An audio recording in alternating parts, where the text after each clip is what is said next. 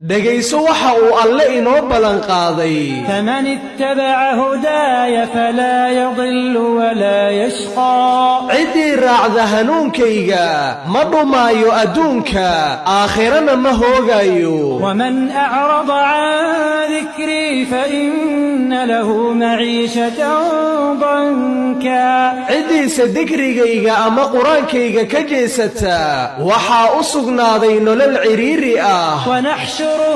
يوم القيامة أعمى وحانا سوكل منينا مالنت قيامة إساقو أرقلا قال رب لم حشرتني أعمى وقد كنت بصيرا مركاسو ده دونا ربي يوم حاد إيسو كل مسيئوت إيكانتي أنيقو أرقلا أنيقو أهامد أدونك وحركا قال كذلك أتتك